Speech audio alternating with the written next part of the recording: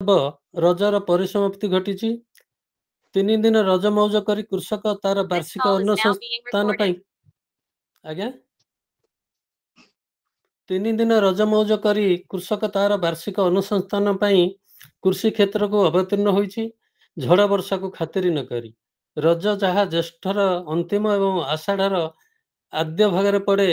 ପୃଥିବୀ ରଜସ୍ୱଳା ହୋଇ ଉତ୍ପାଦନକ୍ଷମ ହୁଏ ବୋଲି ସମସ୍ତଙ୍କର ଧାରଣା ଥାଏ। ନିଷ୍ଠୁର ନିରାଘର ଉଦ୍ଭିଦ ତଥା ଜୀବକୁଳ ଜଳ ପାଇଁ ହନ୍ତସନ୍ତ ହେଉଥିବା ବେଳେ ରଜ ବେଳକୁ ଆଦ୍ୟ ଆଷାଢ଼ର ଶୀତଳ ବାରିଧାରାରେ ସ୍ପର୍ଶ ଲାଭ କରି ସମସ୍ତେ ଆଶ୍ୱସ୍ତ ଲାଭ କରିଥାନ୍ତି। ସେଥିପାଇଁ କବି କହିଛନ୍ତି, ବର୍ଷା କାଳ ଅଟେ ମଙ୍ଗଳକାରୀ, ପାଳଇ ପରଜାଙ୍କୁ ବରଷି ବାରି। ତେବେ ଏ ସମ୍ପର୍କରେ ବକ୍ତା ତ କହିବେ। ଏବେ ଆମର ପ୍ରାରମ୍ଭିକ କାର୍ଯ୍ୟ ଆରମ୍ଭ କରିବା। ଓଁକାର ଗାନ ଏବଂ ବନ୍ଦନ ଗାନ କରିବେ ହରପ୍ରିୟା ପତି ମହୋଦୟା। नमः सभायै सर्वेभ्यो नमो नमः। शान्ताकारं भुजगशयनं पद्मनाभं सुरेशं विश्वाधारं गगनसदृशं मेघवर्णं सुहागं लक्ष्मीकान्तं कमलनयनं योगिविद्यानगम्यं वन्दे विष्णु भवभयहर सर्वलोकैकनाथं सर्वलोकैकनाथं।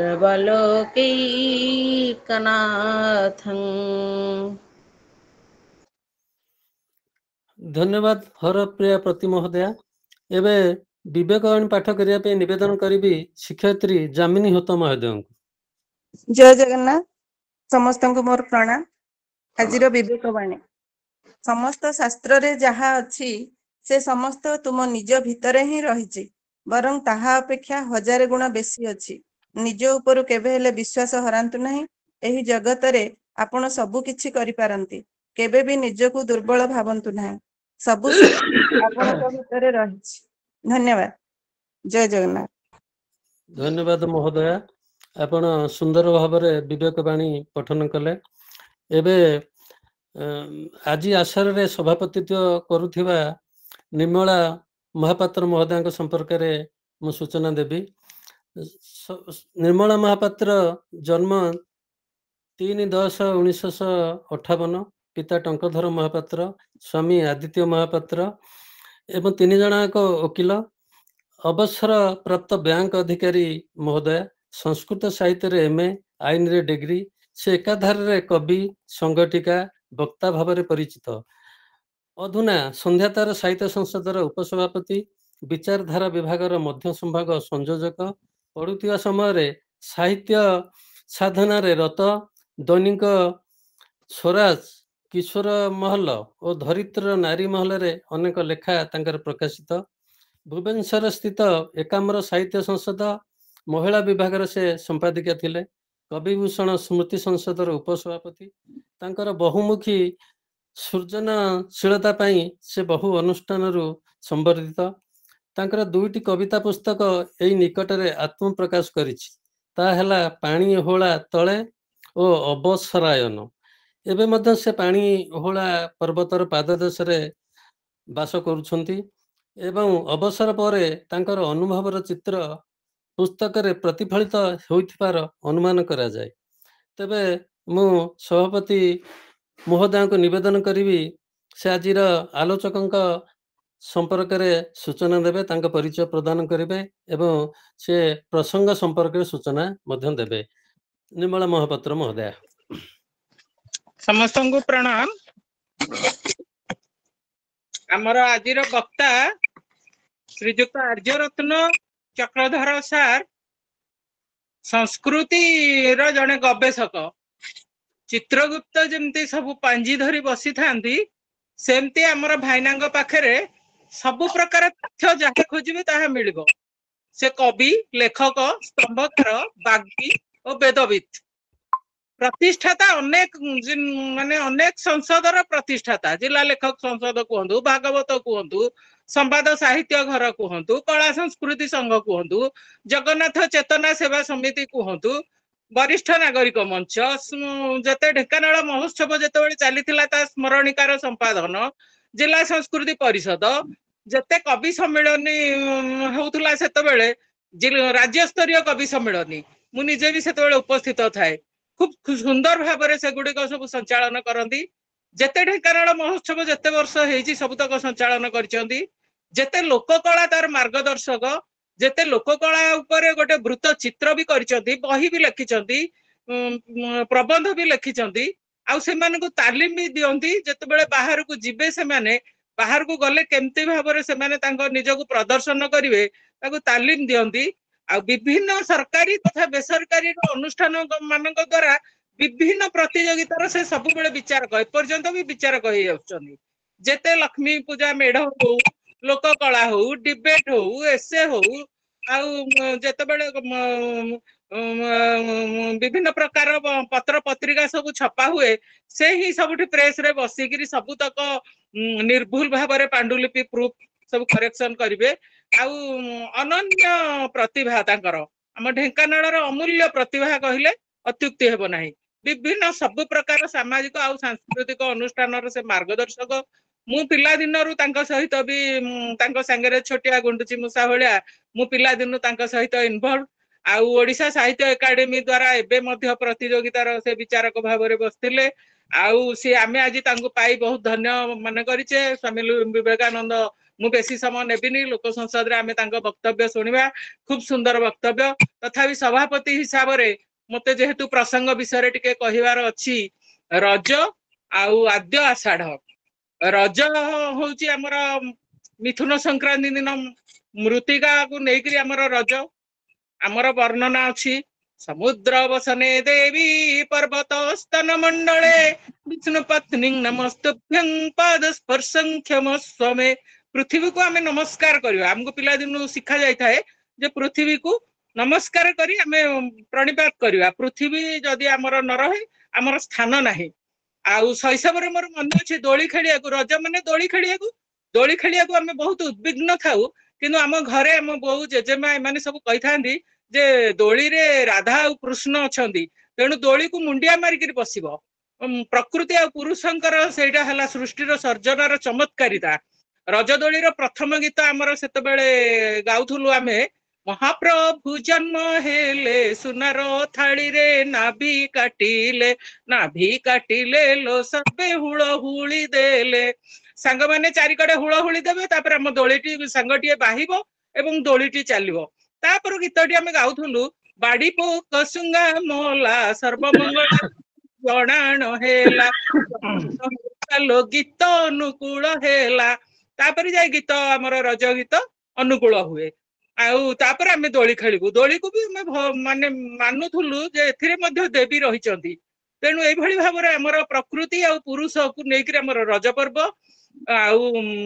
ନାରୀ ଆଉ ପ୍ରକୃତି ଅଭିନ୍ନ। ନାରୀ ସୁରକ୍ଷିତ ରହିଲେ ପରିବାର ସୁରକ୍ଷିତ ରହିବ, ଆମ ସଂସ୍କୃତି ଆମ ସମାଜ ସୁରକ୍ଷିତ ରହିବ। ତେଣୁ ପ୍ରକୃତି ଯଦି ପ୍ରକୃତିକୁ ଆମେ ସୁରକ୍ଷା ଦେବା ତାହେଲେ ସୃଷ୍ଟି ସୁନ୍ଦର ହବ। ସୃଷ୍ଟି ଆଉ ପ୍ରକୃତି ଆଉ ନାରୀ ଭିତରେ କୌଣସି ପ୍ରକାର ପ୍ରଭେଦ ନାହିଁ। ଯେମିତି ଭୂମି କର୍ଷଣ ହୋଇଥାଏ, ବୀଜଟିଏ ଗଜା ହବ, କଢ ହବ, ଫୁଲ ଫୁଟିବ, କଷି ହବ, ଫଳ ହବ, ଫଳ ପାଚିବ, ଜୀବଜଗତ ଆହାର ପାଇଥାଏ,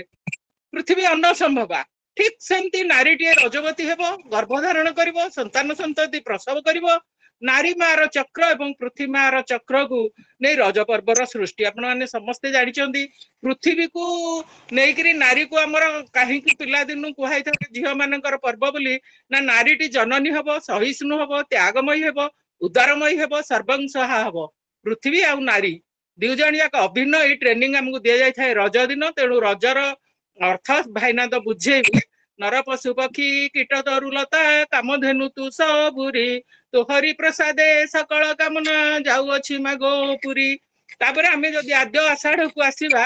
ଆମେ ତ ସମସ୍ତେ ଜାଣିଛେ ବର୍ଷାରେ ଆଷାଢ ଶ୍ରାବଣ ମେଘ ବରସେ ଘନ ଘନ। ଆସନ୍ତେ ବର୍ଷା କାଳ ନିଦାଘ ଶେଷେ ଘୋଟଇ ମେଘ ମାଳ ଆକାଶ ଦେଶେ ଚମକଇ ବିଜୁଳି ମେଘ ଅକ୍ଷରେ କମ୍ପଇ ବଜ୍ରନାଦେ ମହି ଗୋଟିଏ ଓଡିଆରେ ଆମର ବିଲ୍ ଅଛି ଆଜି ଆଷାଢର ପ୍ରଥମ ଦିନ ପ୍ରେମ କରିବାକୁ ହେଉଛି ମନ କାରଣ ମିଥୁନ ସଂକ୍ରାନ୍ତି ଆଉ ଆଦ୍ୟ ଆଷାଢ ଅଭିନ୍ନ ଏବଂ ମଣିଷର ମାନବର ପ୍ରେମ କରିବାକୁ ମାନବ ମାନବୀଙ୍କର ଇଚ୍ଛା ବି ନିଶ୍ଚିତ ଭାବରେ ଅଦମ୍ୟ ହେଇଯାଏ। ତ କାଳିଦାସ ଖୁବ ସୁନ୍ଦର ଭାବରେ ଲେଖିଛନ୍ତି ଆଷାଢସ୍ୟ ପ୍ରଥମ ଦିବସେ ଆଷାଢସ୍ୟ ପ୍ରଥମ ଦିବସେ ମେଘନା ଶ୍ଳିଷ୍ଟ ସାନୁ ବପ୍ର କ୍ରୀଡା ପରିଣତ ଗଜଂ ପ୍ରେକ୍ଷଣୀୟଂ ଦଦର୍ଶ। ପୁଣି ଲେଖିଛନ୍ତି ସହ ପ୍ରତ୍ୟଗ୍ରୈ କୁଟୁମ୍ବ କୁସୁମୈ କଳ୍ପିତାର୍ଘାୟ ତସ୍ମୈ ପ୍ରୀତ ପ୍ରୀତି ପ୍ରମୁଖ ବଚନେ ସ୍ୱାଗତଂ ବ୍ୟାଜହାର। ମୁଁ ସେଇ ପ୍ରୀତି ପୁଷ୍ପ ଦେଇ ଆଉ ସେଇ ମେଘ ପୁଷ୍ପ ଦେଇ ଆଉ ଆର୍ଯ୍ୟରତ୍ନ ଚକ୍ରଧର ସାହୁ ପଣ୍ଡିତଙ୍କୁ ମୁଁ ନିମନ୍ତ୍ରଣ କରୁଛି। ଆମ ସ୍ୱାମୀ ବିବେକାନନ୍ଦ ତରଫରୁ ମୁଁ ଆପଣଙ୍କୁ ପୁଷ୍ପ ଦେଇ ହୃଦୟର ଅର୍ଘ୍ୟ ଦେଇ ଆପଣଙ୍କୁ ନିମନ୍ତ୍ରଣ କରୁଛି। ଆପଣ ଆପଣଙ୍କ ବକ୍ତବ୍ୟ ରଖନ୍ତୁ। ବହୁତ ଧନ୍ୟବାଦ, ନମସ୍କାର। ମୋର ଯାହା ବକ୍ତବ୍ୟ ରହିବ, ମୋର ଯାହା ଶୀର୍ଷକ ଅଛି ରଜ ଆଦ୍ୟ ଆଷାଢ, ସେ ଭିତରେ ତ ଆପଣ ଅନେକ କିଛି ଆଲୋଚନା କରିଗଲେ। ମୋ ବିଷୟରେ ବହୁତ କହିଗଲେ, ମତେ ଭଲ ପାଆନ୍ତି ବୋଲି ସେଥିପାଇଁ ଅନେକ କିଛି କହିଗଲେ। ଏମିତି କେହି ସଂସାରରେ ନାହିଁ ଈଶ୍ୱରଙ୍କ ତଳେ ଯିଏକି ସବୁ କଥା ଜାଣେ। କିଛି ଲୋକ କିଛି କଥା ଜାଣନ୍ତି, ସେମିତି ମତେ ବୋଧେ କିଛି କଥା ଜଣା ଥାଇପାରେ। ସେଇଥିରୁ ଯାହା କିଛି ଆମର ବାଣୀର ପ୍ରକାଶରେ ଯାହା ଅନ୍ୟମାନଙ୍କ କର୍ମ ଦ୍ୱାରା ପ୍ରବେଶ କରି ହୃଦୟଗ୍ରାହୀ ରସଗ୍ରାହୀ ହେଲେ ହିଁ ତ ହୃଦୟଗ୍ରାହୀ ହବ, ତାହା ଆପଣଙ୍କ ଉପରେ ନିର୍ଭର କରେ। ବର୍ତ୍ତମାନ ସମବେତ ଯେତିକି ହେଇଛନ୍ତି, ଆମ ସହିତ ଯୋଉମାନେ ସବୁ ଯୋଡି ହେଇଛନ୍ତି, ସମସ୍ତଙ୍କ ଭିତରେ ଶ୍ରେଷ୍ଠ ମାନଙ୍କୁ ମୁଁ ନମସ୍କାର କରୁଛି। ସମସ୍ତ ଜ୍ୟେଷ୍ଠ ମାନଙ୍କୁ ମୁଁ ନମସ୍କାର କରୁଛି, ବରିଷ୍ଠ ଗରିଷ୍ଠ ମାନଙ୍କୁ ନମସ୍କାର କରୁଛି। ଆଉ ଯେତେବେଳେ ମୋ ଠାରୁ ରହିଲେ କନିଷ୍ଠ ଲଘିଷ୍ଠ ଏବଂ ମୋର ଘନିଷ୍ଠ, ସେମାନଙ୍କୁ ମୋର ସ୍ନେହ ଏବଂ ଆଦର କରୁଛି। ଆମେ ଆଜି ଯୋଉ ଶୀର୍ଷକଟି ଆଲୋଚନା ରଖିଛେ ରଜ ଆଦ୍ୟ ଆଷାଢ, ସେଥିରେ ଚାରିଟି ପ୍ରତିପାଦ୍ୟ ତତ୍ଵ ରହିଛି, ଯାହା ଉପରେ ଆଲୋଚନା ଧୀରେ ଧୀରେ ଅଗ୍ରସର ହବ, ଗତିଶୀଳ ହବ। ତାହା ହେଲା ଯେ ସାହିତ୍ୟ, ତା ସହିତ ବିଜ୍ଞାନ, ପ୍ରକୃତି ଏବଂ ସଂସ୍କୃତି, ଏ ଚାରିଟି ପ୍ରତିପାଦ୍ୟ ବିଷୟକୁ ନେଇକି ଆମର ଆଲୋଚନା ଗତିଶୀଳ ହବ। ବର୍ତ୍ତମାନ ସମୟ 7ଟା ପରେ ହେଇଛି। 7ଟା ଆଗରୁ 6ଟା କିମ୍ବା 6:30 ସୂର୍ଯ୍ୟାସ୍ତ ପରେ ସୂର୍ଯ୍ୟ ଅସ୍ତ ତ ଏଠି ମୁଁ କହିଦେଲି, ତ ସୂର୍ଯ୍ୟ ଅସ୍ତ କୁହାଯାଇ ପାରିବନି, ସୂର୍ଯ୍ୟ ବା ଉଦୟ ବା ଅସ୍ତ କୁହାଯିବନି। କାହିଁକି ନା ସୂର୍ଯ୍ୟ ଉଦୟ କିମ୍ବା ଅସ୍ତ ହୁଅନ୍ତି ନାହିଁ। ଆମର ବିଚାରଧାରା ପ୍ରଭାଗରେ ମୁଁ ଆଲୋଚନା କରୁଛି, ଏଠି ବିଚାରଧାରା କଥା ବି ହିଁ କହିପାରିବା। ଆମର ବିଚାରଧାରା କଣ ଯେ ସୂର୍ଯ୍ୟ ତ ସ୍ଥିର, ସୂର୍ଯ୍ୟ ଆଦୌ ଉଦୟ ହୁଅନ୍ତି ନାହିଁ କିମ୍ବା ଅସ୍ତ ହୁଅନ୍ତି ନାହିଁ। ବସ୍ତୁତଃ ସୂର୍ଯ୍ୟ କିଛି ହୁଅନ୍ତି ନାହିଁ। ସୂର୍ଯ୍ୟ ସ୍ଥିର, ସେ ମହାକାଶରେ ଅବସ୍ଥାନ କରିଥାନ୍ତି। କେବଳ ଆମର ଗ୍ରହ ମାନଙ୍କର ଯୋଉ ଚତୁର୍ଦିଗରେ ପରିକ୍ରମଣ କରୁଥାନ୍ତି, ସେଇଭଳି ଆମର ପୃଥିବୀ ତାଙ୍କର ଚାରିପାଖରେ ଯେତେବେଳେ ବୃତ୍ତାକାରରେ ପରିକ୍ରମ କରୁଥାଏ ଏବଂ ନିଜର ଆବର୍ତ୍ତନ ଗତିରେ ଚାଲିଥାଏ, ସେଇ ହିସାବରେ ସୂର୍ଯ୍ୟ ପ୍ରଭାତରେ ଆମକୁ ଦୃଶ୍ୟ ହୁଅନ୍ତି, ସନ୍ଧ୍ୟାବେଳେ ଆମକୁ ଦୃଶ୍ୟ ହୁଅନ୍ତି ନାହିଁ। ଏଇଥିପାଇଁ ଆମେ ତାଙ୍କ ଉଦୟ ଅସ୍ତ କହୁ। ବସ୍ତୁତଃ ପ୍ରକୃତ ପକ୍ଷେ ସେ ଉଦୟ ହୁଅନ୍ତି ନାହିଁ କିମ୍ବା ଅସ୍ତ ହୁଅନ୍ତି ନାହିଁ, ସୂର୍ଯ୍ୟ ସ୍ଥିର ହେତୁ। ତେଣୁ ଏହା ଯଦିଓ ଉଦୟ ଅସ୍ତ କହିବା ଆଦୌ ଠିକ ନୁହେଁ, କାରଣ ଆମେ ଉଦୟ କଲେ ଜନ୍ମ ବୋଲି ମଧ୍ୟ ଆମେ ଅନ୍ୟ ଅର୍ଥରେ ନେଇପାରୁ, ଅସ୍ତ କହିଲେ ମୃତ୍ୟୁ ବୋଲି ନେଇପାରୁ। ତେଣୁ ସୂର୍ଯ୍ୟ ତ ସକଳ ଶକ୍ତିର ଆଧାର, ସମସ୍ତ ବିଭା ପ୍ରଭା ସବୁ ଯାହା ଆଲୋକ ପୁଞ୍ଜର ସିଏ ତ ଆଧାର। ତେଣୁ ସେଇ ହିସାବରେ ମୁଁ ସୂର୍ଯ୍ୟଙ୍କର ତାଙ୍କର ପ୍ରକାଶ ସମୟ କଥା କହେ, ସୂର୍ଯ୍ୟଙ୍କର ଦର୍ଶନ କଥା କହେ। ସୂର୍ଯ୍ୟଙ୍କ ପ୍ରକାଶକୁ ଆମେ ଦେଖିଲେ ଏକଥା ଆମେ କହୁଥାଏ। ସେ ହିସାବରେ ତାଙ୍କର ପ୍ରଭାବ ପୁଞ୍ଜର ଯୋଉ ଦିଗଟି କଥା ବର୍ତ୍ତମାନ ଆରମ୍ଭ କରିବି ମୁଁ। 7ଟା ପୂର୍ବରୁ ଆପଣ ମାନେ ନିଶ୍ଚିତ ଭାବରେ ଘରେ ଦୀପ ଦେଇଥିବେ, ସନ୍ଧ୍ୟା ଦୀପ ଟିକେ ଦେଇଥିବେ, କର୍ପୂର ଆଳତି କରିଥିବେ। ସନ୍ଧ୍ୟା ଦୀପ ବେଳେ ତ ଗାଇଥିବେ ଦୀପଂ ଜ୍ୟୋତି ପରମ ବ୍ରହ୍ମ ଦୀପଂ ଜ୍ୟୋତି ନାରାୟଣ ଦୀପଂ ଜ୍ୟୋତି ହରେତ ପାପଂ ସନ୍ଧ୍ୟା ଦୀପ ନମସ୍ତୁତେ କରିଥିବେ। ଦୀପଟିଏ ଜଳେଇଥିବେ, ଘିଅ ଦେଇକି ଜଳେଇଥିବେ। ଏଇଠି ଗୋଟେ ବିଚାରଧାରା, ସବୁବେଳେ ବିଚାରଧାରା ଉପରେ ଆମେ ଚାଲିଛି। ପ୍ରତ୍ୟେକ କଥାରେ ଆମର ବିଚାରଧାରା ହିଁ ପର୍ଯ୍ୟବେସିତ ରହିବ। ये आम चिंता कर अनेक कही था आम घी देकरी होम काठ देकरी आम जालू अनेक कहते कहीं घी को नष्ट कर पुष्टिकर खाद्य न खाई कि गोटे जाणी रखा उचित विज्ञान कथा कही मैं कहि पर्यायक्रमे सब आलोचना हम ना आम आलोचना भित्ति आम आलोचना मध्य आलोचना प्रसंग ही ये चारिटी उपजीव तत्व चली तार भीतर दी से वैज्ञानिक कथा कहले हम समझे जानती निआ जलिले गोटे निश्चित भाव कार्बन डाइऑक्साइड उत्पन्न हुए मात्र एठी घीरे जो सलिता आम करूँ कि काठ होम कर जालू से कार्बन डाइऑक्साइड हुए ना गोटे प्रोपिलिन ऑक्साइड गोटे बाहर जहाँ वायुमंडल को परिष्कार करे आम जानी गीतार कह जाए वायुमंडल को परिष्कार करते पर्जन्य अभिवर्षतु प्रजा कही यज्ञ भवाति पर्जन्य यज्ञ कले मेघ आकाश आसे मेघ प्रजा मंगल वर्षा हुए जहा हो आम घर जे दीप दौचे तार विचारधारा होती जो ठाकुर पाखे आप दीप दौरान आलती कर्पूर आलती करुँच सी हे तो द्वारा आपण किसी दैविक कृपा लाभ कर से कथा आम कहीपर ना मुझे जड़े वेद छात्र हिसाब से भाई किसी कृपा मिलवार मो भाई मत जना ना तेरे वैज्ञानिक तत्व रोचे जेहेतु प्रोपिलिन ऑक्साइड होची तो वायुमंडल परिष्कार करुच्ची घर अभ्यंतर भितर आम वायुमंडल सिद्ध हम पवित्र हम परिष्कार कर्पूर आलती देवा द्वारा कौन हम छोट छोट जो कीट पतंग घर रे ना घर बाहर को चली जाए यही सब गुड़िक आम घर सुंदर परिवेश रही तेणु सकाल थर जब संध्या तो 12 घंटा पर्यंत आमर गृहर अभ्यंतर परिवेश शुद्ध पुणी संध्या बेले जो आम ए दे सारी 6:30 कि 6टा बेले दीप से राति 12 घंटा आमर परिवेश गृहर भीतर परिवेश को शुद्ध पवित्र रखिब ये हिसाब से जोड़िक आम वैज्ञानिक कथा रही आमर आज जे नवीन विज्ञानी कि आधुनिक विज्ञान जे बहु कथा करेंगे कि से कथा नुहे आधुनिक विज्ञान हूँ गोदड़ा कड़े जिते माड़े से विज्ञान तो सब रही विशेष ज्ञान से हिसाब से विचारधारा कथा आलोचना करुचे यही से दीपर मूल कथा किए दीपर मूल कथा है सूर्य आपण मैंने जानते सूर्य सकल शक्तिर आधार से आपण देखिए कवि राधानाथ राय लेखा चंद्रभागा काव्यर सूर्य निजे चंद्रभागा कहते विश्वचक्षु मोहित पवन अति संपत्ति मो नाम प्रभापुंज जते जगते तार अटे मो धाम तेणु जिते प्रभापुंज जगत रही जा पुंज प्रभा विभा आलोक जिते जहाँ रही तार मूल सूर्य सूर्य नथिले अग्नि होता ना सूर्य नथिले कौन प्रकार आलोक आसता ना सूर्य प्रकाश ना प्रकृति को संदर्शन करते ना तेणु सूर्य सकल शक्तिर आधार ये सूर्यंकर आम बेसी उपलब्धि कर सूर्य को नमस्कार कर प्रणाम कर संक्रांति विशेष कर संक्रांति सूर्यंकर विशेष हेतु आम सूर्य संक्रांत मुझे कही सूर्य किसी कहते ना तेरे आमर पृथ्वीर आवर्तन परिक्रमण फल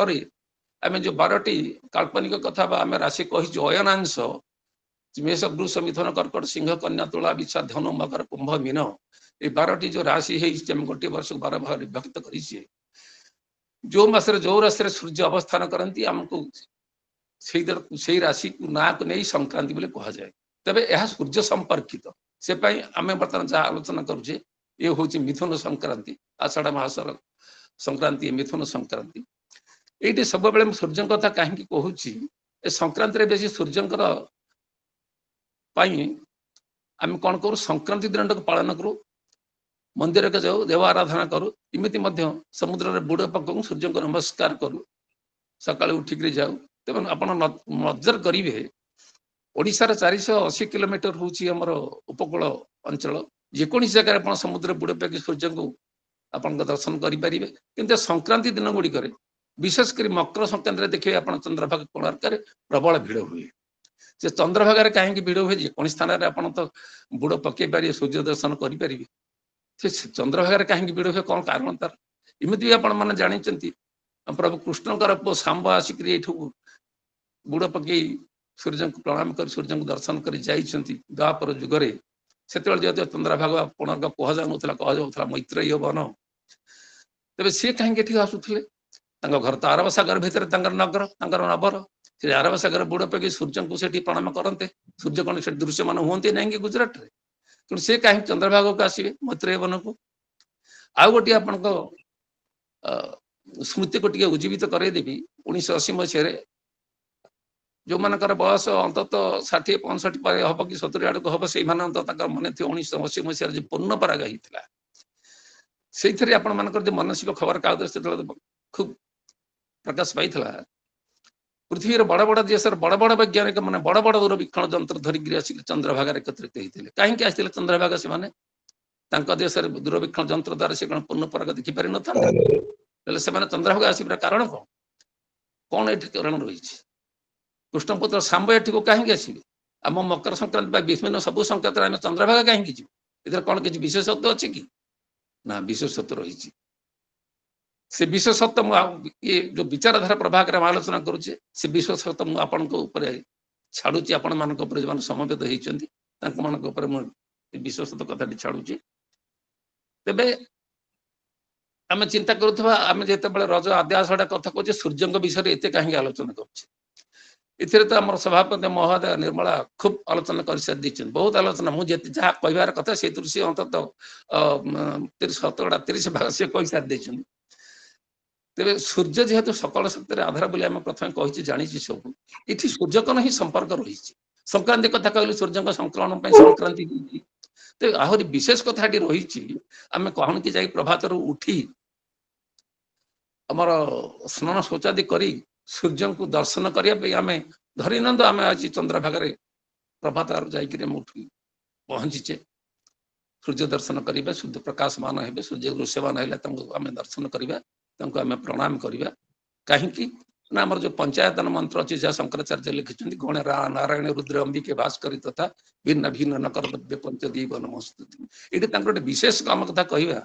ये पंचटी देवता कथा कहते आम तो जानी देवता मान दृश्यमान नुहति आम कौन से देवता के देखने कल्पित मूर्ति कल्पित फोटो देखीचे विषय आलोचना संबंध में बहु कथा क्षमता अनेक कथा आम जानी कि कहीं दृश्यमान हूँ ना गणेश को आम कौन देखीचे नारायण कौन देखीचे भगवान शंकर कौन देखीचे माँ पार्वती कौन देखीचे ना किंतु 5 नंबर जगह रही भास्कर आम प्रतिदिन 12 घंटा मुझे देखुचे सी हूँ ये 5 जन देवता भर एकमात्र देवता जे से दृश्यमान से विशेष कथा जब आम सूर्य दर्शन कर आहरी तो बहुत कथा रही जाणी रखे आम विचारधारा आम आलोचना करुचे सूर्य एकमात्र दृश्यमान देवता इमती देवता 4टी लक्षण थाए जो लक्षण से लक्षण गुड़िक आम वृक्ष अश्वत्थ बर वृक्ष को आम देवता भाई पूजा करूँ 4टी लक्षण दे देवता जो 4टी लक्षण सूर्य पाखे आम निश्चित भाव में लक्ष्य कर तेबे आम बर्तमान पहुंचे चंद्रभागा सूर्य दृश्यमान है ना दृश्य हेले आम प्रणति जनवा सूर्य नमस्कार करवा तदन जोग अनुजाई आम से गोटे सूर्य नमस्कार आसन आम कर आगुरी विवेकानंद कही आपण मैंने जानती कही माने दोहरे ए कथाटे कह जाए कठोपनिषद उत्तिष्ठत जाग्रत प्राप्य वरान्य बोध होता जानते मैंने विवेकानंद लोक संसद ना कहले उठ जाग्रत हो तुम जहाँ प्राप्य ता हासिल करेनि उठे माने बस उठे ना शोचे उठे ये शोवा कथा कह आम चेतन कथा आसना शोले आम अवचेतन अवस्था था तेणु जाग्रत हो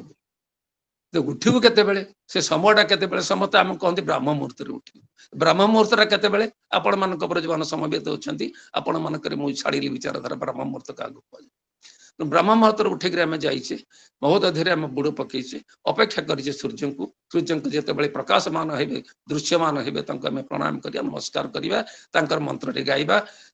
जबा कुसुम शंका शंका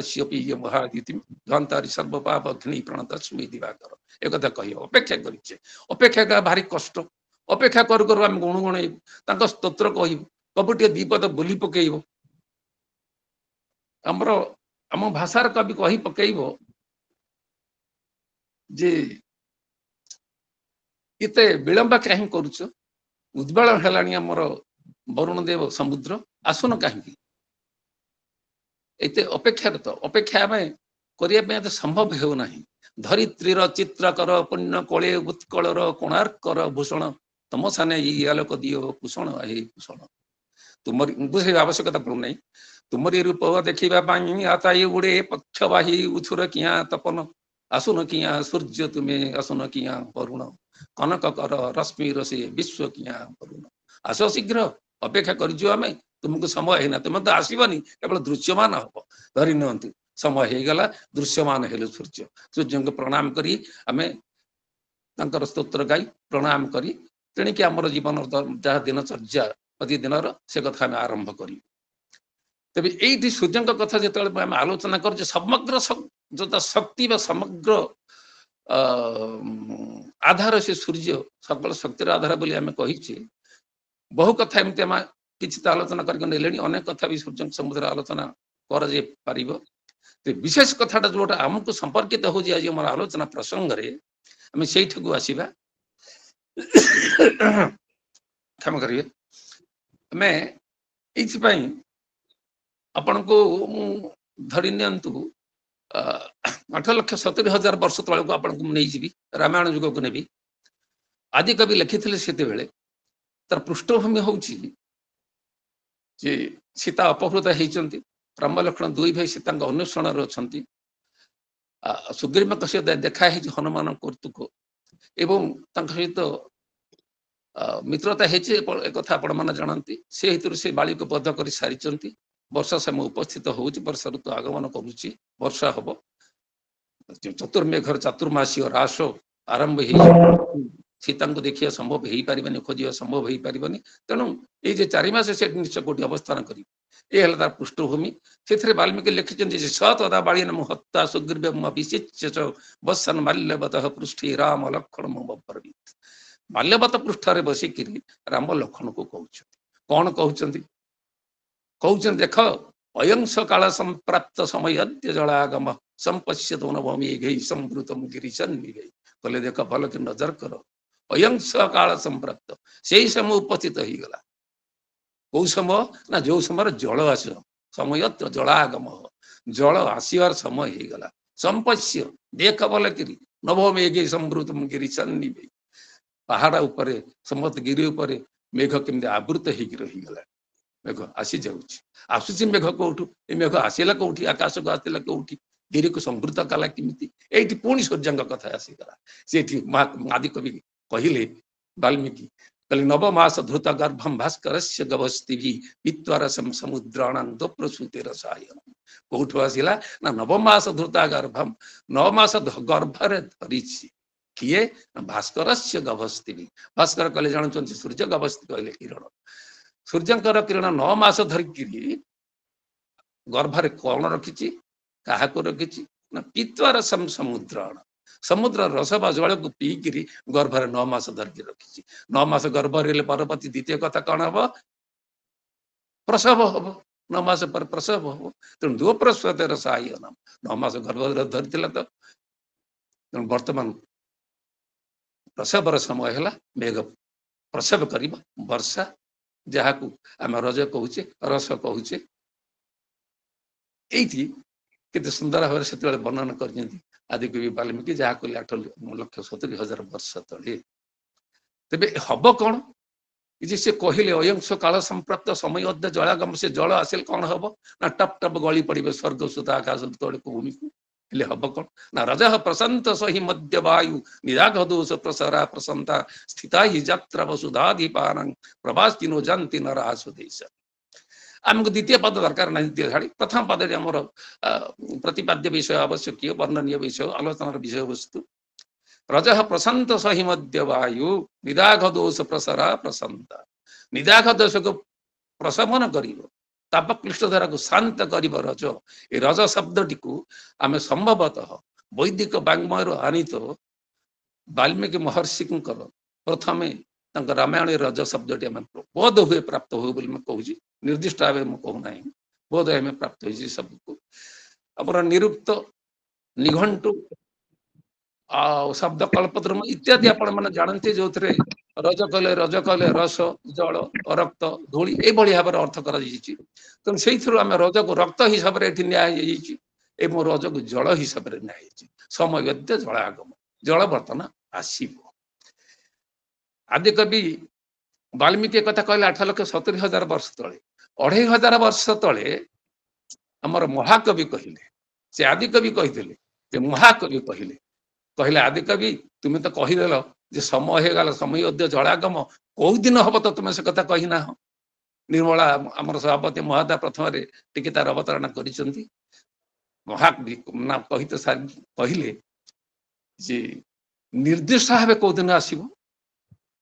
ना आशा मेघदूत काव्य लिखिले आषाढ़स्य प्रथम दिवसे मेघमाश्लिष्ट सानम बप्र क्रीड़ा परिणत गज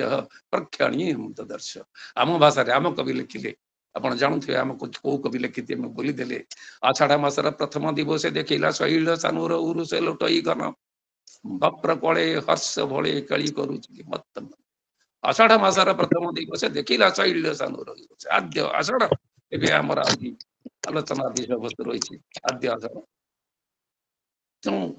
महाकवि कहते 2500 वर्ष तले से आपण जानवे आम विचारधारा जेहेतु आम आलोचना करुचे 2500 वर्ष तले कौन कारणवशतः कौन कार्यवशतः कोरापुट रामगिरी वन अवस्थान करुले महाकवि कालिदास से दक्षिण पश्चिम मौसुमी गतिपथ निर्णय कर सारी से कावेरी तिरोर्भुविरुहरगवधु भक्त मुक्त वशिष्ठ कन्नाटे चीन पीन स्तन वसन परि दोलयनं मंद मंद लक्ष लाट ललाट लख ललित ब्रूह्यते भूमि मध्यम आकष्ट दक्षिणत्त प्रसरति भवति मंद मंद प्रचार कहले से मंद मंद प्रचार बंद हो गला मलय पवन ए दक्षिण पश्चिम मौसुमी सेपटू कावेरी पटू कर्णाटक से पलि आसुची दक्षिण आसुची पश्चिम को जीव पश्चिम को गला बेले कौन हम जदियो तांकर रास्ता मेघर रास्ता मौसुमी रास्ता टिके बुली जा पड़ो बुलाणी पड़ो तथापि मध्य से बुलिक किमिति महाकवि कहले जे वक्र पंथ जत विभवत प्रस्थित उत्तराणाम सौधुसंग प्रणय विमुखो भस्म भूरु उज्जयिन्या तुम उज्जयिनी बाट निश्चय जीव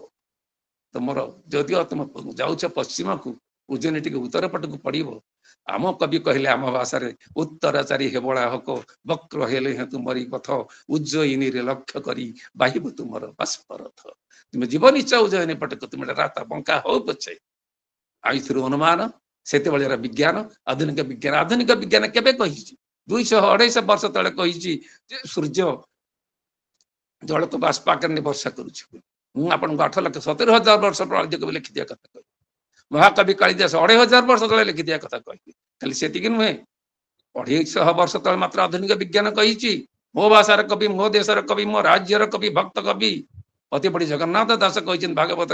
500 वर्ष तले एबे ग्रीष्म काल गला बरसा ऋतु पहुंचला सकल ऋतुंकर सार सकल ऋतुंकर सार शस्य संपद मंच पूर मेघे मिलिले शून्य पथे बिजोड़ी शबद सहित भूमिर जल अष्टमास आदित्य करिथिलाग्रास शुणिले भूमिर जल कहले आमर अति बड़ी भूमिर जल अष्टमास आदित्य करिथिलाग्रास आपण आधुनिक विज्ञान कथा देखो तो 500 वर्ष तले मती बड़ी कही भूमिर जल अष्टमास आदि कवि 9 मास कही एक भूमिर जल अष्टमास आदित्य करिथिलाग्रास करिथिला एबे ग्रीष्म काल गला वर्षा ऋतु प्रकाश आसीगला वर्षा ऋतु से संपद 2-4 लाइन मन बुली देथिले हमर सभापति महोदय बर्तमान जेतले हम आसुचे अर्थ मौसुमी को आसुचे कहूली महाकवि कालिदास जेतले कोरापुट रामगिरी वन रे अवस्थान करुथिले वर्षा आसी जाइछि आषाढ़ प्रथम दिवस रे वर्षा हेइछि सेही समय वन्य धान्य जहाको हम निवार बोली संस्कृत रे कहा जाय वन्य धान्य बाळंग कहा जाय पारे ताटी पर वर्षा हेइछि से बीज अंकुरोद्गम हेइछि शस्य उत्पादित हेइछि सेठी धानर आमे ताको कोन कहबा उद्भिद विज्ञान रे जाको कहउछि हम बॉटनिकल नेम कहा जाय जाको उद्भिद विज्ञान रे धान को कहा जाय ओराइजा साटाइवा हमर बॉटनिकल नेम तारा ओराइजा साटाइवा केतक गवेषक कहंती जेहेतु कोरापुट माळ अंचल रे प्रथम धान बीज आम नजर कर धान्य शस्य नजर कर आविष्कार करते तेणु तार बॉटनिकल नेम ओराइजा सटाइवा तेणु सी ओराइजार ओरिशा होता कहते जहाँ आम बर्तमान आसिले मौसुमी आसी जाऊँगी दूरदर्शन प्रचार कर सारे आसीगला कहले एथर षोहल मौसुमी आसीज आसलानी केमी आसो आषाढ़ प्रथम दिवस है पूरा आषाढ़ प्रथम दिवस हेल्ले मौसुमी आसो मौसुमी आसला मौसुमी आसला प्रथम बारीपात आसो स्वर्ग सुधा गली पड़ा टप टप महाकाश रु माँ विषंभरा शरीर रे नूतन जल प्रवेश करिवो जहाँ को आम कहले रज रस धूली बा रक्त से प्रथम रज तांको देह रे प्रवेश करिवो जोटा कहूथिले हमर सभापति महोदय मिथुन संकरणी कहले दुई पुरुष एवं नारी दुईटी कथा दुईटी मिश्रण तृतीय शक्ति आविर्भाव हुए से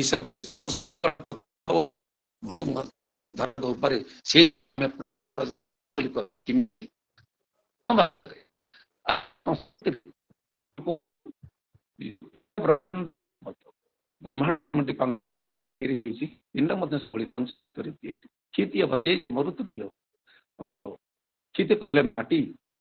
पृथ्वी आम सृष्टि जल रही अग्नि रही आकाश रही शरीर पिंड ब्रह्मांड गोटे जो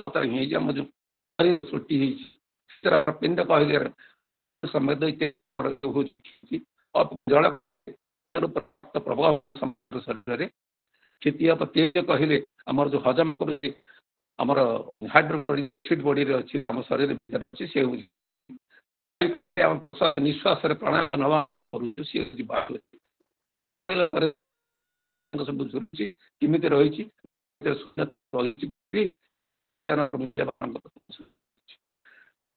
जहाँ पिंड ब्रह्मांड दर्शन तार विभिन्न कार्यक्रम अनुसार पालन देव मंदिर अनुष्ठान कर हिसाब से ब्रह्मांडार मत समान पृथ्वी प्रथम स्पर्श कर पड़ुची स्पर्श कषण कर कृषि कार्य आम से शब्द को लेकर आमर कुमारी अर्जुन खाली पिठा खाइबे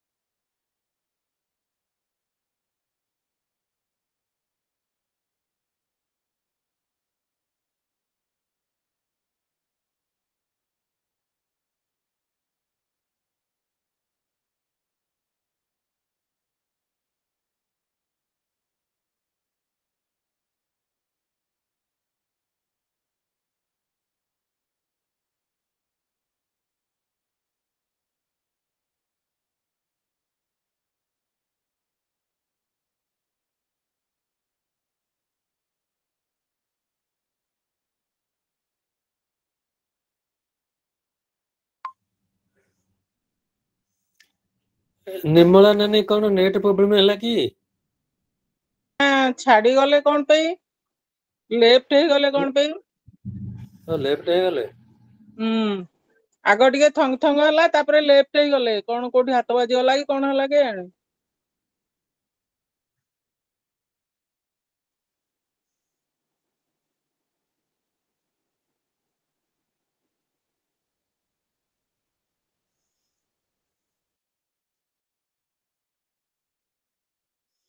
विपिन सारे टिके फोन करी बुझुना अरे भाई से कही चलती किंतु रेणु से लेफ्ट हो जाइछन्ती मु फोन करथिली से ऑलरेडी कही चलती से कही चलती किंतु हाथ बोध बाजी जाई से लेफ्ट हो जाइछन्ती किंतु मु फोन करथिली से ऑलरेडी वक्तव्य रखि चलछन्ती हां से जानि पारु नथियो आगे आपण जॉइन कर लेफ्ट हो जाइछन्ती तांका पुओ रहिबो बोली कहितला पाखरे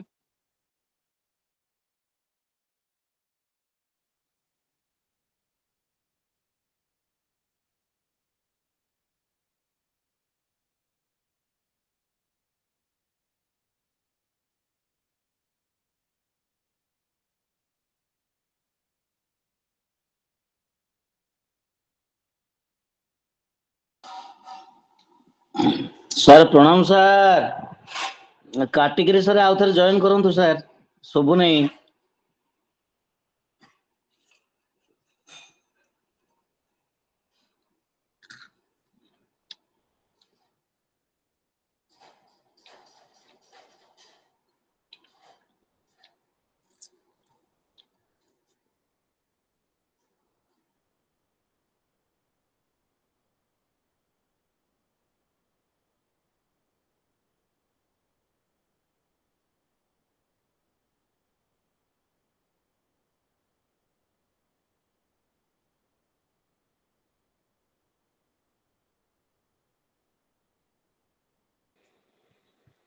और निर्मलानी किसी कहता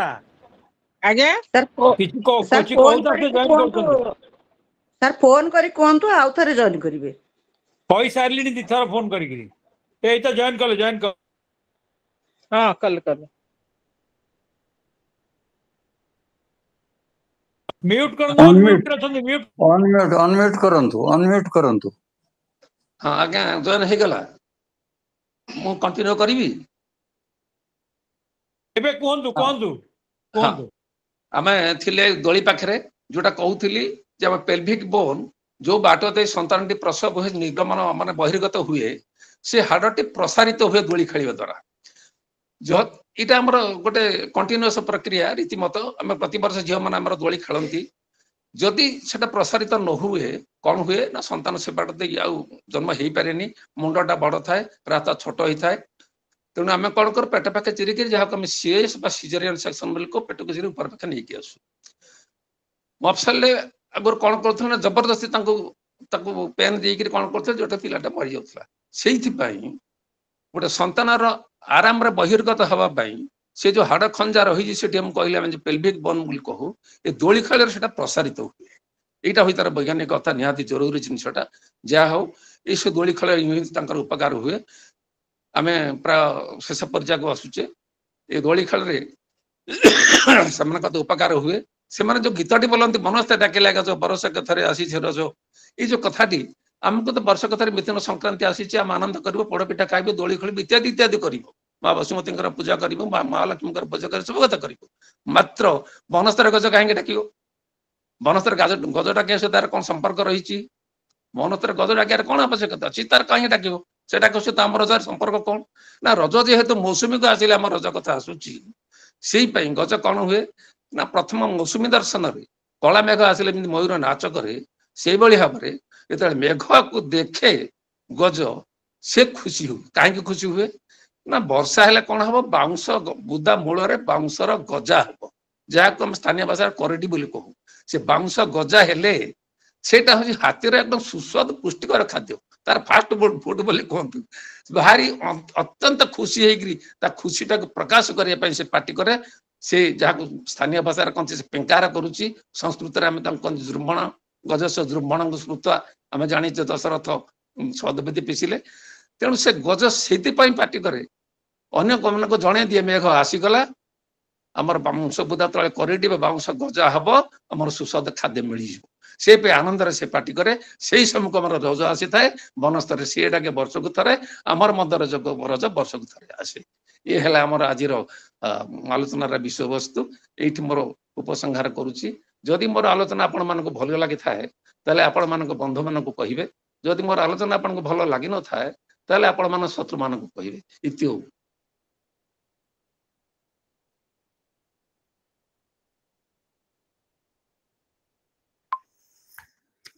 प्रश्न अच्छे पचारंतु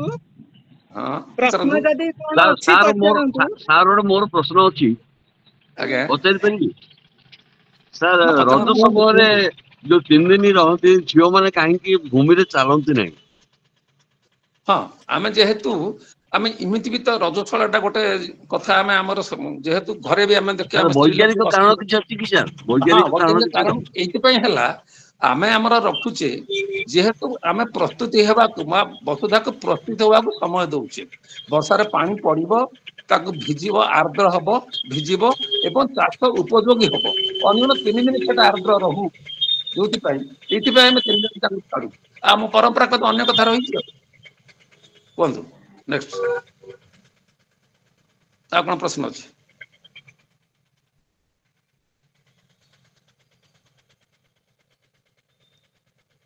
आप कौन प्रश्न अच्छे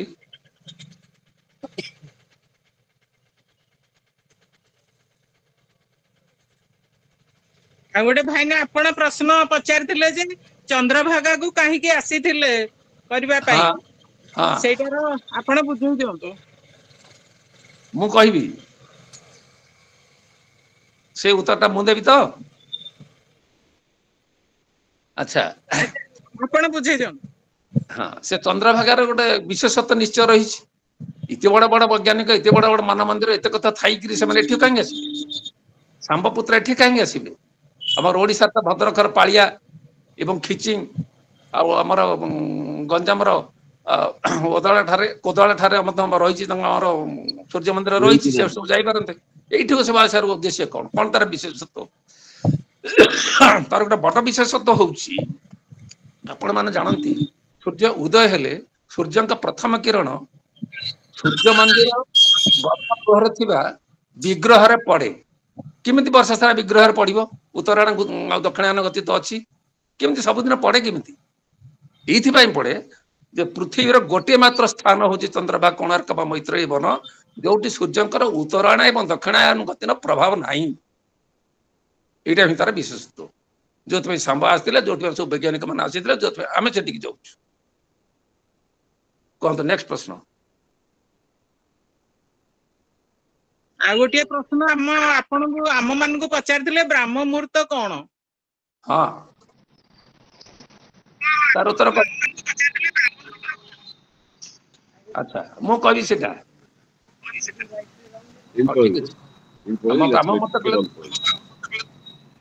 ହଁ କହୁଛି ହଁ ଧରି ନିଅନ୍ତୁ ଆମର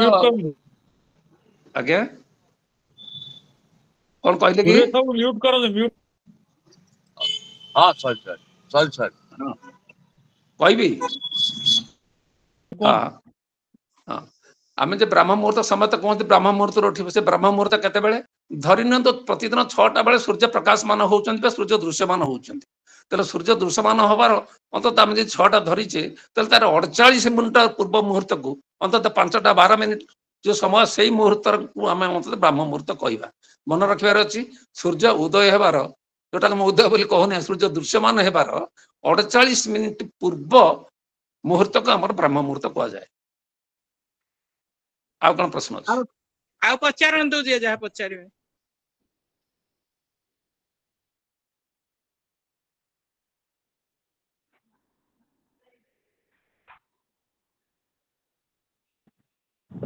ନମସ୍କାର ସାର୍ ମୋର ପ୍ରଶ୍ନ ଅଛି କି ରଜ ଗୋଟେ ଓଡ଼ିଶାର ବହୁତ ବଡ଼ ପର୍ବ ଆପଣ ବହୁତ ସୁନ୍ଦର ଭାବରେ କହିଲେ ତାର ବୈଜ୍ଞାନିକ ସମ୍ମତ କାରଣ ସହ କିନ୍ତୁ ଆଜିକା ସମୟରେ ଗାଁ ହଉ ସହର ହଉ ପିଲାମାନେ ବା ଝିଅମାନେ ଇଭିନ୍ ଘରେ ସ୍ତ୍ରୀ ଲୋକମାନେ ବି ଏ ପର୍ବରୁ ତାର ଯୋଉଟା ଅଥେଣ୍ଟିସିଟି ସେଟା ନ ରଖିକି ଦୂରେଇ ଯାଉଛନ୍ତି ସେମିତି ଗୋଟେ ଆର୍ଟିଫିସିଆଲ ରଜ ଚାଲିଛି ତେଣୁ ପୁନଶ୍ଚ ତାର ତତ୍ତ୍ୱ ବିଜ୍ଞାନ ସମ୍ମତ ସବୁ ନେଇକି କେମିତି ଆମେ ପିଲାଙ୍କୁ ଆଉଥରେ ଆକର୍ଷିତ କରିପାରିବା ଦେଖନ୍ତୁ ସମୟ ବଡ଼ ବଳବାନ ସବୁବେଳେ କୌଣସି ଆମେ ବୁଝିବାର ଅଛି ଯେ ସବୁ ପୁରୁଣା ତ୍ୟାଜ୍ୟ ନୁହେଁ କିମ୍ବା ସବୁ ନବୀନ ଗ୍ରାହ୍ୟ ନୁହେଁ ସବୁ ନୂଆ କଥା ଗ୍ରହଣ କରାଯାଇ ପାରିବନି ସବୁ ପୁରୁଣା କଥାକୁ ମଧ୍ୟ ତ୍ୟାଗ କରାଯାଇ ପାରିବନି ସେଇ ହିସାବରେ ଯେ କୌଣସି କଥା ସର୍ବଶ୍ରେଷ୍ଠ ନୁହେଁ କିମ୍ବା କୌଣସି କଥା ସର୍ବଶେଷ ମଧ୍ୟ ନୁହେଁ ସେଇ ହିସାବରେ ଆମେ ଏମିତି ଏ କଥା ଆମର ଯୋଉ କିଏ ଶୁଣୁଥିବେ ଯେମିତି ପ୍ରଶ୍ନ ଉତ୍ତର ହଉଛି ଆପଣମାନେ ପଚାରିଲେ ଯଥାସମ୍ମତ ଯାହା ଜଣା ମୁଁ ଉତ୍ତର କରୁଛି ସେଇଭଳି ଭାବରେ ଆମେ ଯଦି ଆଲୋଚନା ଚକ୍ର କରିପାରନ୍ତି ବିଭିନ୍ନ ଅଞ୍ଚଳରେ ଏବଂ ତାଙ୍କୁ ପଚାରନ୍ତି ଆମର ଅସୁବିଧାଟା କଣ ଏବଂ ଆମେ ତାଙ୍କୁ ବୁଝେଇ ଦିଅନ୍ତି ବିଜ୍ଞାନ ସମ୍ମତ କାରଣ ବି ବୁଝେଇ ଦିଅନ୍ତେ ଏବେ ତେବେ ଆମର ଝିଅମାନେ ମୁଁ ଯୋଉ ଦୋଳି କଥା କହିଲି ପେଲଭିକ ବୋନ୍ କଥା ସମ୍ପ୍ରସାରିତ ହେବା କଥା କହିଲି ବର୍ତ୍ତମାନ ଝିଅମାନେ ଜନ୍ମ କରିବା ଉଦ୍ଦେଶ୍ୟ ତାଙ୍କର ନାହିଁ ଦୋଳି କାହିଁକି ଖେଳିବେ ସେ ଜନ୍ମ କରିବେ ନାହିଁ ଇଲେକ୍ଟିଭ ସିଏସ୍ କରିବେ ମାନେ ଜନ୍ମ ପୂର୍ବରୁ ଯେବେ ହେବା କଥା ତାଙ୍କ ଯୋଉଦିନ ଇଚ୍ଛା ହବ ସେଇଦିନ କହିବେ କାଟିକି ବାହାର କରିଦିଅ ବର୍ତ୍ତମାନ ଆମର ଏଇ ଅବସ୍ଥାରେ ଅଛି କାହାକୁ ବୁଲି ବୁଲି ଆମେ ବୁଝେଇବାର ଅଛି କି ସମ୍ଭବ ନୁହେଁ ତେଣୁ ଗୋଟେ ସମୟ ଆସେ ଯୋଉ ସମୟକୁ ଆମକୁ ଇଚ୍ଛା ନଥିଲେ ମଧ୍ୟ ଆମକୁ ଗ୍ରହଣ କରିବାକୁ ବାଧ୍ୟ ହଉ ତଥାପି ଆମ ହିସାବରେ ଆମ ଯୋଉ ଚଳଣି ଆମର ଯୋଉ ଜ୍ଞାନ ଆମର ଯୋଉ ପରମ୍ପରା ଆମର ଯୋଉ ରୀତିନୀତି ଆମର ଯୋଉ ସାମାଜିକ ବ୍ୟବସ୍ଥା ତାରି ହିସାବରେ ଯଦି ଆମେ ଚାଲି ପାରୁଛୁ ତ ବହୁତ ଭଲ କଥା ଅନ୍ୟମାନେ ନ ଚାଲନ୍ତୁ ସମସ୍ତଙ୍କୁ ବଦଳାଇବା ପାଇଁ ଆମେ ଆସି ନାହିଁ ଈଶ୍ୱର ସେଥିପାଇଁ ଆମକୁ ପଠେଇ ନାହାନ୍ତି ନେକ୍ସଟ କ୍ୱେଶ୍ଚନ ଆଜ୍ଞା ମୋର ଗୋଟେ ପ୍ରଶ୍ନ ଏ ଯୋଉ ପୋଡ ପିଠାଟା ରଜକୁ ହୁଏ ବୈଜ୍ଞାନିକ କାରଣ କିଛି ଅଛି କି ଦେଖନ୍ତୁ ଆମେ ବୈଜ୍ଞାନିକ କାରଣ କହିଲେ ଆମେ ତ ଖାଦ୍ୟ ନିଶ୍ଚୟ ଗ୍ରହଣ କରିବା ଯେହେତୁ ସେଇ ସମୟରେ ଝିଅମାନେ ଖାଇ ମାନେ ଆନନ୍ଦ କରିବେ ସେ କୌଣସି କାର୍ଯ୍ୟ କରିବେ ନାହିଁ ଏବଂ ବଟାବଟି କଟାକଟି ଏସବୁ କିଛି ହବ ନାହିଁ ସେମାନେ ଆଗରୁ ଯଦି ଅବଶ୍ୟ କରାଯାଇଥାଏ ଏମାନେ ଖାଇବେନି କାହିଁକି ସେଗୁଡାକ ସେ ଜିନିଷ ସବୁ ଖାଇବେନି ଏଇ ଜିନିଷ ଯୋଉ ପୋଡ ପିଠାଟା ଏଇଟା ଗୋଟେ ଅନ୍ତତଃ ଆପଣ ମାନେ ଜାଣିଛନ୍ତି ପୁଷ୍ଟିକର ଖାଦ୍ୟ ସେଥିରେ କାର୍ବୋହାଇଡ୍ରେଟ ରହୁଛି ପ୍ରୋଟିନ ରହୁଛି ଫ୍ୟାଟ ରହୁଛି ଏଭ୍ରିଥିଙ୍ଗ ସବୁ ଜିନିଷ ସେଥିରେ ଆପଣଙ୍କର ଖାଦ୍ୟ ପ୍ରାଣ ବହୁତ ସୁନ୍ଦର ଭାବରେ ରହୁଛି ସେଟା ସିଦ୍ଧ ହଉଛି ପଡୁଛି ବେଶୀ ତେଲ ମସଲା ପଡୁନାହିଁ ସ୍ୱାସ୍ଥ୍ୟ ପାଇଁ ବହୁତ ଉପଯୋଗୀ ସେଥିପାଇଁ ପୋଡପିଠା ମଧ୍ୟ ଆମର ଶ୍ରେୟ ପୋଡପିଠାଟା ସେଇ ଆହ୍ୱାନ କାଳ ଚାଲିଛି ଯେତେ ଆଧୁନିକ ହେଲେ ମଧ୍ୟ ଆମେ ପୋଡପିଠାକୁ ଗ୍ରହଣ କରି ରଖୁଛି ଛାଡିନୁ। Next question.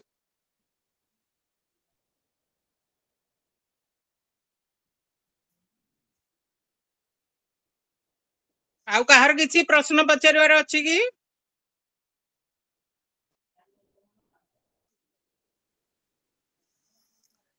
ଆଉ ଆଉ ବୋଧେ ବୋଧେ କାହାର ପ୍ରଶ୍ନ ନାହିଁ। ପ୍ରଶ୍ନ ଆଉ ନାହିଁ? ଆଉ ପ୍ରଶ୍ନ ବୋଧେ ନାହିଁ। ଏବେ ଆମର ସଭାପତି ନିର୍ମଳ ମହାପାତ୍ର ମହୋଦୟଙ୍କୁ ନିବେଦନ କରିବି ଆଲୋଚକ ଯାହା ଆଲୋଚନା କଲେ ସେ ସମ୍ପର୍କରେ ସଂକ୍ଷିପ୍ତ ବିବରଣୀ ଦେବେ। ଆଜ୍ଞା। ଆର୍ଯ୍ୟରତ୍ନ ଚକ୍ରଧର ପଣ୍ଡିତ ମହାଶୟଙ୍କୁ ପ୍ରଣାମ। ସୁନ୍ଦର ଭାବରେ 4ଟି ପ୍ରତିପାଦ୍ୟ ତତ୍ତ୍ୱ ଆମ ଆଗରେ ଉପସ୍ଥାପନ କଲେ। ସାହିତ୍ୟ, ବିଜ୍ଞାନ, ପ୍ରକୃତି ଆଉ ସଂସ୍କୃତି ଅଳ୍ପ ସମୟ ମଧ୍ୟରେ ଖୁବ ସୁନ୍ଦର ଭାବରେ ଆମ ଆଗରେ ଉପସ୍ଥାପନ କଲେ। ସୂର୍ଯ୍ୟ, ପୃଥିବୀ, ଗ୍ରହ, ପୃଥିବୀର ଆବର୍ତ୍ତମାନ, ତା ଭିତରେ ଆମକୁ ବଞ୍ଚିବାକୁ ମଣିଷ ସମାଜକୁ ପଡିବ, ପୃଥିବୀ କେମିତି ରକ୍ଷା ହବ, ପଞ୍ଚମହାଭୂତ କେମିତି ରକ୍ଷା ହେବେ, ପଞ୍ଚଦେବତାଙ୍କ ଭିତରେ ଆମେ ସୂର୍ଯ୍ୟଙ୍କୁ କିପରି ଆମେ ଜଳ ତତ୍ତ୍ୱ ବୁଝେଇଲେ ଯେ କିନ୍ତୁ 9 ମାସ ଭାସ୍କର ଆମର ଜଳ ଗ୍ରହଣ କରୁଛନ୍ତି। ଗୋଟିଏ ନାରୀ ଏବଂ ପୃଥିବୀ ସହିତ ତୁଳନା କରି ସୂର୍ଯ୍ୟ ତାପରେ ହବା ଦ୍ୱାରା କେମିତି ବୃଷ୍ଟି ହଉଛି, ବିବେକାନନ୍ଦଙ୍କର ଉତ୍ତିଷ୍ଠତ ଜାଗ୍ରତ ପ୍ରାପ୍ତ ବରାନୀ ବୌଦ୍ଧତକୁ ନେଇକିରି କେତେବେଳେ କିଭଳି ଭାବରେ ଆମ ଉପରେ ପ୍ରଭାବ ରାମାୟଣ, ଆଦିକବି ଆଉ ବାଲ୍ମୀକି ଆଉ ଭାଗବତ ସବୁର ବର୍ଷାକୁ ନେଇଛନ୍ତି। ରଜର ତତ୍ତ୍ୱ ବୁଝେଇଛନ୍ତି। ରଜ ଏବଂ ପ୍ରକୃତି ଏବଂ ମାନବ ସବୁକୁ ତୁଳନା କରି ଖୁବ ସୁନ୍ଦର ଭାବରେ ଉପସ୍ଥାପନା କରିଛନ୍ତି। ଆଦ୍ୟ ଆଷାଢର ଭାରାକ୍ରାନ୍ତ ଆକାଶ ଆଉ ପୃଥିବୀ ଆଉ ମାନବ ସମାଜ, ପ୍ରାଣୀ ଜଗତ କିଭଳି ଭାବରେ ସମ୍ବନ୍ଧ ତା ବିଷୟରେ ମଧ୍ୟ କହିଛନ୍ତି। ବୈଜ୍ଞାନିକ ତତ୍ତ୍ୱ ବିଷୟରେ କହିବାକୁ ନାରୀର ଦୋଳି ସହିତ କିପରି ସମ୍ପର୍କ ଏବଂ ବୈଜ୍ଞାନିକ ତତ୍ତ୍ୱକୁ ମିଶେଇକିରି କହିଛନ୍ତି ଯେ କଣ କଲେ ନାରୀଟିଏ ଖୁବ ସୁନ୍ଦର ଭାବରେ ପ୍ରସବ କରିପାରିବ। ଆଉ ବର୍ଷକୁ ଥରେ ଗଜ କାହିଁକି ବାଉଁଶ କରିଡର ଜନ୍ମ ହେଲେ ନୂଆ ବାଉଁଶ ଯେତେବେଳେ ଗଜା ହୁଏ ଆଉ ଗଜ ବରଷକେ ବନସ୍ତେ ଡାକିଲା ଗଜ, ତାର ତତ୍ତ୍ୱ ମଧ୍ୟ ଆମ ଆଗରେ ଥୋଇଲେ। ବ୍ରାହ୍ମ ମୁହୂର୍ତ୍ତର ତତ୍ତ୍ୱ ଏବଂ ସେତେବେଳେ ଭୁଲି ଯାଇଛେ 80 ମସିହାରେ ଯୋଉ ସୂର୍ଯ୍ୟ ପରାଗ ହେଇଥିଲା କାହିଁକି ପୃଥିବୀ ଯାକର ବୈଜ୍ଞାନିକ ମାନେ ଚନ୍ଦ୍ରଭାଗା ଆସିଥିଲେ। ଖୁବ କମ ସମୟ ଭିତରେ ଏସବୁ ବିଷୟରେ ଆମକୁ ଉପସ୍ଥାପନ କଲେ। ରଜ, ଆଦ୍ୟ ଆଷାଢ, ମିଥୁନ ସଂକ୍ରାନ୍ତି ଏବଂ ପ୍ରକୃତି, ସୂର୍ଯ୍ୟ, ପୃଥିବୀ, ମାନବ। ଧନ୍ୟବାଦ, ପ୍ରଣାମ ଆପଣଙ୍କୁ ଭାଇନା। ଆଉ ଆମକୁ ମଝିରେ ମଝିରେ ଆସି ଏମିତି ବକ୍ତବ୍ୟ ପ୍ରଦାନ କରିବେ। ଆମର ତ ସମୟ ସରି ସରି ଆସୁଛି, ତଥାପି ଆମର ରଜକୁ ନେଇ ଯେହେତୁ ବର୍ଷାକୁ ନେଇ ଏବଂ ନାରୀକୁ ନେଇକିରି ଆମର ଆଜି ତତ୍ତ୍ୱଟି ମୁଁ ପଦଟିଏ କହିକିରି ମୋର ସଭା ସାଙ୍ଗ କରିବି। ଭୂମି ହେଲା ରଜସ୍ୱଳା ଜାୟା ଜନନୀରେ ନାରୀ ସୁଜଳା, ନାରୀ ସୁଜଳା ଲୋ ସର୍ବସିଦ୍ଧି ସମୁଜ୍ଜଳା, ବସୁନ୍ଧରା ଋତୁସ୍ରବା ଶସ୍ୟ ଶ୍ୟାମଳା, ଅନ୍ନ ସମ୍ଭବା, ଅନ୍ନ ସମ୍ଭବା ଲୋ ନାରୀ ଶକ୍ତି ସମୁଦ୍ଭବା,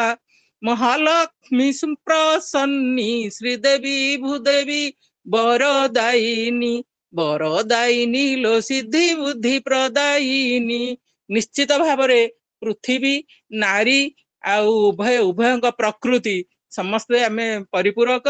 ଆଉ ଆଜି ଖୁବ ସୁନ୍ଦର ତତ୍ତ୍ୱଟି ଆପଣ ରଖିଲେ। ମୁଁ ନିର୍ମଳା ମହାପାତ୍ର ସଭାପତି ଏତିକି କହି ମୁଁ ଅବସର ନେଉଛି।